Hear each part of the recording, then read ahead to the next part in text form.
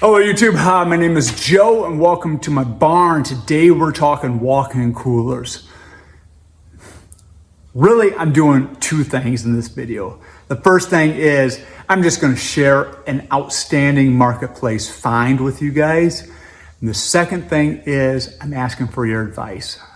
This is actually the second time that I recorded this video. The first time I got 20 minutes deep into this and I still didn't feel like I had accomplished anything. And so we're going to just dive into this. And so what you see behind me is a marketplace find that I reached out to the guy a couple of days ago. If you've done a marketplace Craigslist or even answered ads in your local newspaper or local whatever, it's a roll of the dice. You don't know who you're dealing with. You don't know what number you are as far as respondings, right? And so sure enough, guy texted me back 20 minutes later, and we went back and forth a little bit. He ended up calling me. He was asking $200 for basically a dump trailer full of panels, and he said that he had got contracted to clean out a Little Caesars, and so he was just looking to unload it before it got rained on. We chit-chatted for a few minutes. He was about 25 minutes away, and he said, hey, for $30 more, I'll deliver it. And he brought his buddy out, and we had this unloaded and put in the barn in about 8 minutes. And so feeling pretty good. And the most exciting thing that I was excited about was getting that door. I've looked at building these things. I've looked at buying random panels, and the doors seem to be a lot of the weak spots. And so quickly, I'll just kind of give you a tour, show you some of the things that I've got with this. And so let's go. Right now, this is set up to be a 93 inches by 93 inch cooler. Now, I did not get any cooling unit with this. I will probably go with the window air conditioner CoolBot method unless I find something reasonable. And so right off the bat, the door is there. This is a 3-foot door. And so this is 3 feet. Like I said, I just been putting together. I got a really small hand drawing of what this once was. And from what I could tell, it had the big door and then all the things that I got minus the set of glass doors. This was set up to be 8 feet wide by 16 foot deep. And so I've got a lot of extra panels. In fact, I've got enough materials to build an 8 foot by 12 foot deep. But who needs that, right? I don't even think I need 8 foot by 8 foot. So let's walk inside. So once inside, pretty simple. This is just a bunch of panels. They seem very universal. They have tongue and groove. Anywhere where you see the holes here, you can't see the hole where I'm pointing. You see the hole there? It comes with a really long L-shaped Allen wrench. That is a cam that reaches in. This side's going to have a tongue to it. The other side has a groove so they fit together. And then the tongue side comes in with a cam and it hooks in. Then they have weather stripping. And in some spots you can see the weather stripping is gone. Some spots it's squeezing out. You got holes where condensation tubes came in and evaporative tubes and all that stuff. Who knows, right? And so it took me a little while to figure out the sizing, but at this point we are, like I said, on the outside it's 93 inches. 93 inches. And then we have the ceiling panels up there. This ceiling panel here is right around 47 inches. And then each one of these outside ones here, where's my hand? There's my hand. That's about 22 and a half. And so they'll actually overlap that 93 by 93. And then you can see all those holes along the top. And then there's holes that pull this together. And those cam together and then cam down against that frame, right? That all those sidewalls. Some things that I'm thinking about is differences in sizes. You'll see that this side has cams actually in both corners, and then there's another one on the side behind the camera. Just because the corners here don't have a way to cam in, so you need to have one piece that cams on both sides. Things I am thinking about doing, I'll show you this when we get outside, but I've got a 18-inch piece here, a 47-inch behind me, and then an 18-inch piece here. And with just a little bit of modification of the roof, I could make this still 93 wide, but 75 inches deep, which would be a little bit smaller space. Why smaller?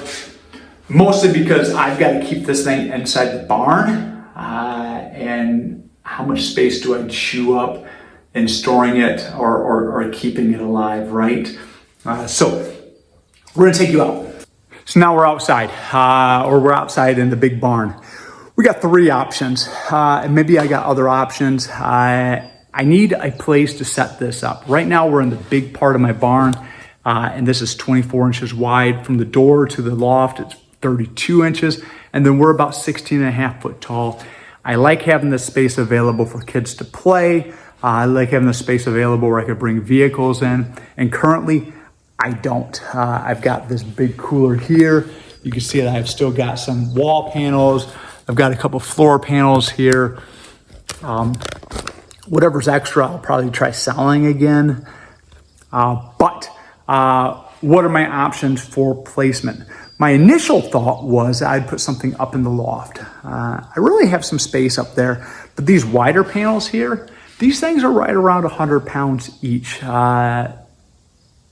Manageable, but I'm not going to want to move it too many times in its life. I like the option of being out of the way, but I don't have any electricity up there. And then if I ever have to carry up apples or fruit or what have you, I now have to carry it up the stairs. Now I could build some kind of winch up there. I could put up a unistrut with a trolley, so I can, anything, a carcass, I could lift it up and trolley it in. Thinking about that, but that's option number one. Option number two. Option number two is actually probably my favorite right now, but that doesn't mean that it's fact.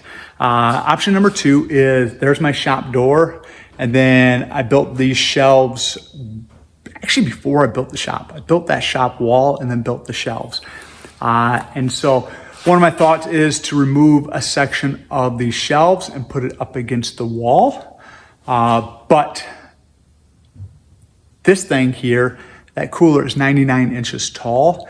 Outside wall here is 96 inches tall. So no matter what I do, I can never get it up against that wall. So I always lose a little bit of space, right? And so where to put it, right? And so I actually only have about 8 feet from that shelf out to the front of this. And so if I put it up against that, I lose all that shelf availability. I could access it a little bit, but not much. Now, if I turn this thing into a 75-inch model, like I said, with a little bit of modifications,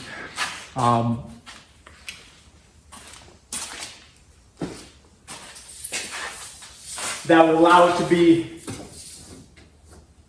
a little bit shyer, a little bit closer to that wall, and I could actually have the door facing this way, but I'm still 8 feet wide.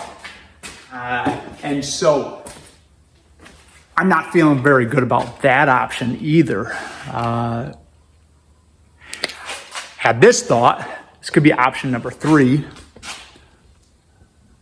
is actually set it up right in front of this overhead door here. I don't really use that overhead door.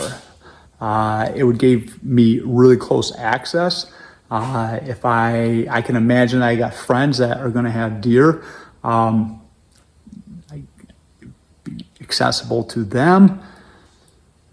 Not my favorite option, but that would be option number 3. Let's look at option number 4. Option number 4. This is my shop here. That's the outside wall.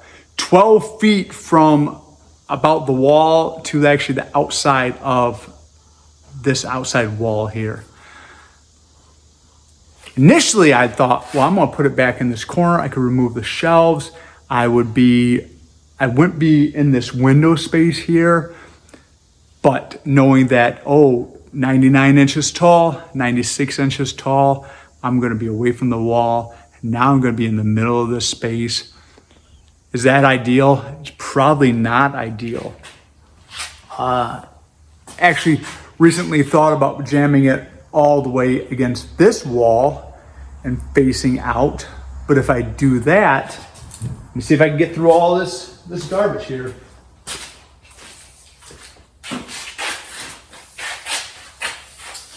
If I do that, 93 inches brings me all the way over to here.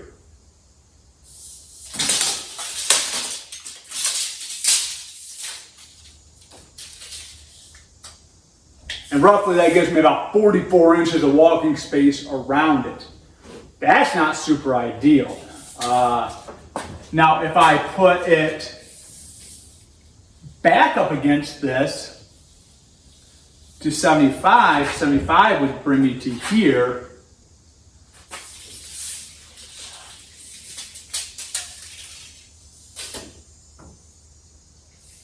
Which would give me about 64 inches of space to walk around this. But now I'm coming all the way over to here and I'm facing in this way. So getting in and out of it is not going to be very easy.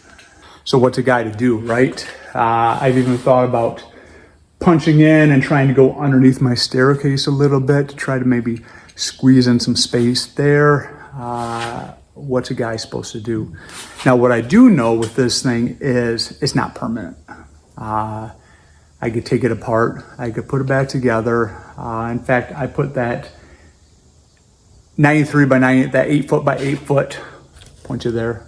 I put all that together in a matter of about an hour and a half or so with one person's help. And so it can be set up pretty quickly. I don't think that I want to set it up and take it apart, set it up and take it apart, set it up and take it apart. But I could, right? I like that punching bag. And so, what's a guy supposed to do? Now you can buy a roof for these. It's kind of a tarp. I think you end up screwing them into the sides and you put a roof over it. So if I was to pour an 8 foot by 8 foot concrete pad, put a roof over it, heck, I could probably just screw sheet metal right down to it, or build a little lean-to or something. I think that this material would actually probably weather pretty good. Like I said, it's a magnet sticks to it, whether it's stainless or if it's just sheet metal with a galvanized finish on it. I don't know that much, but that feels like a bit more permanent to put a pad down without exactly knowing where I want it. So what are your suggestions, guys? Pretty neat find. I'm not quite ready to buy the air conditioner or the CoolBot yet. Like I said, I'm going to probably wait and see what the marketplace shines on me. Not quite ready to deconstruct shelves and start thinking about where I'm going to put it. I might actually play around with making this thing that 75 inch and see, okay, could I use this? I like the idea that it's shy of 8 foot. So it's probably like 7.5 by 7.5 once you're inside of it. But I could have a carcass hanging there and a little table set up, a little trolley or something. I could butcher inside the thing with that much elbow room. What do you think? What do you think? Heck, as it is right now, I could probably sell what I have and make a decent buck. But I'm not going to buy what I've got for that money. I mean, it's just, is 8 foot by 8 foot enough? Is 8 foot by 12 foot what I really need? What do you guys think, huh? So anyhow, this is just me chiming in. It's been a long summer, good summer, productive summer, but there you go. So I'm Joe. Give me your thoughts. Like I said, I'm going to play around with this a little bit. I got to figure out how I'm going to get that full-size panel back down to the ground without destroying it. Figuring out exactly what size I need. Probably start selling off some of the extra pieces. Probably stack up some of these pieces for a while just so I can get them out of my way. But that's what I'm working on. And so thanks for joining me. I hope you give me some suggestions. Maybe I missed something. Maybe I completely missed something. I hope so. I hope that secret's just right there. So you guys take care. Have a great day and a great rest of your summer. Bye now.